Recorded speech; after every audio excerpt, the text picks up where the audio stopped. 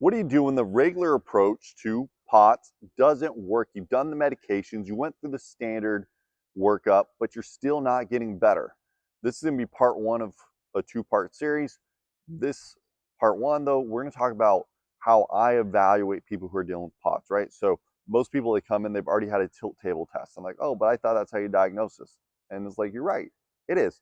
But when we step back, we need to really realize that POTS, for most people, it is always an issue of the autonomic nervous system. Once again, nervous system. So it is a nervous system issue. And the question is, how do you even evaluate the nervous system? Because you've had MRIs and CT scans most often, a lot of people are. But then you get told it's normal. So then you're frustrated because you're like, well, it's normal. They don't know what to do for me. Well, that's not the best way to really evaluate function in individuals. It's good for other things, but not function. So when we want insights into the health of the brain, your oculomotor system, so your visual system, okay, is super important. That's one of the things that really needs to be assessed. And it's a variety of tasks. So it's not just as simple as going to an optometrist because they don't actually evaluate how well your brain controls your eyes. They really just evaluate prescription changes or the need for a prescription. So what we do is we're going to look at how well your brain controls your eyes. Can you keep your eyes still on stationary targets? What happens when you're tracking left and right, up and down at different speeds? What happens when you shift your attention?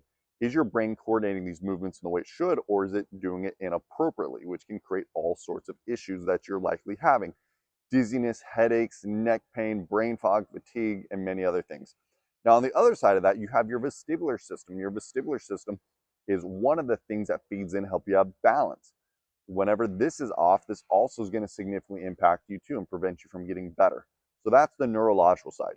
But neurology doesn't live in isolation, which is a weakness of the regular medical approach.